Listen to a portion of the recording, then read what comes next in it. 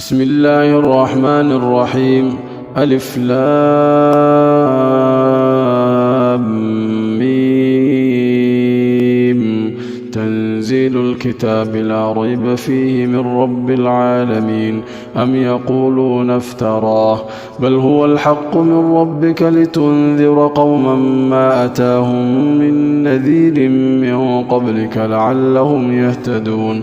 الله الذي خلق السماوات والأرض وما بينهما في 6 أيام ثم استوى على العرش ما لكم من دونه من ولي ولا شفيع أفلا تتذكرون. يدبر الأمر من السماء إلى الأرض ثم يعرج إليه في يوم كان مقداره 1000 سنة مما تعدون. ذلك عالم الغيب والشهادة العزيز الرحيم الذي أحسن كل شيء خلقه وبدأ خلق الإنسان من طين ثم جعل نسله من سلالة من ماء مهين ثم سواه ونفخ فيه من روحه وجعل لكم السمع والأبصار والأفئدة قليلا ما تشكرون. وقالوا أإذا ضللنا في الأرض أإنا لفي خلق جديد بل هم بلقاء ربهم كافرون. قل يتوفاكم ملك الموت الذي وكل بكم ثم إلى ربكم ترجعون. ولو ترى إذ المجرمون ناكسوا رؤوسهم عند ربهم ربنا أبصرنا وسمعنا فارجعنا نعمل صالحا إنا موقنون. ولو شئنا لآتينا كل نفس هداها ولكن حق القول مني لأملأن جهنم من الجنة والناس أجمعين. فذوقوا بما نسيتم لقاء يومكم هذا إنا نسيناكم وذوقوا عذاب الخلد بما كنتم تعملون. إنما يؤمن بآياتنا الذين إذا ذكروا بها خروا سجدا وسبحوا بحمد ربهم وهم لا يستكبرون. تتجافى جنوبهم عن المضاجع يدعون ربهم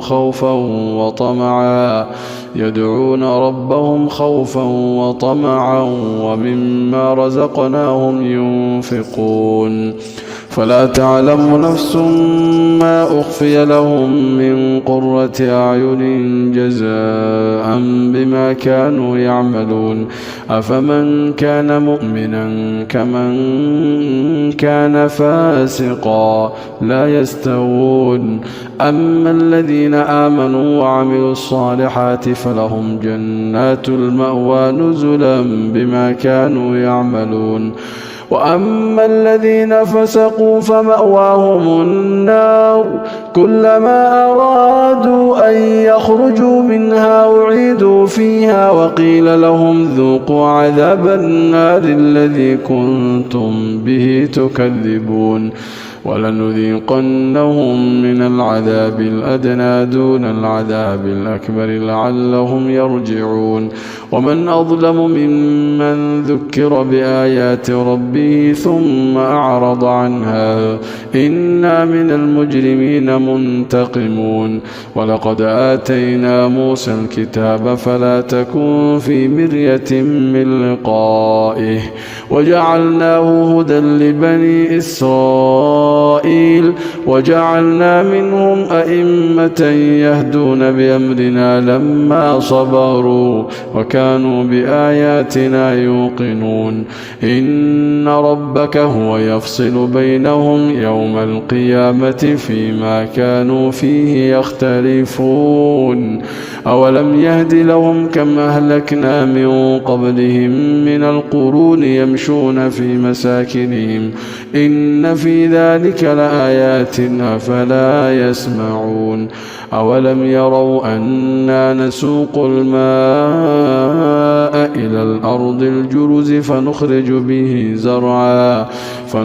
به زرعا تأكل منه أنعامهم وأنفسهم أفلا يبصرون ويقولون متى هذا الفتح إن كنتم صادقين قل يوم الفتح لا ينفع الذين كفروا إيمانهم ولا هم ينظرون فأعرض عنهم وانتظر إنهم منتظرون.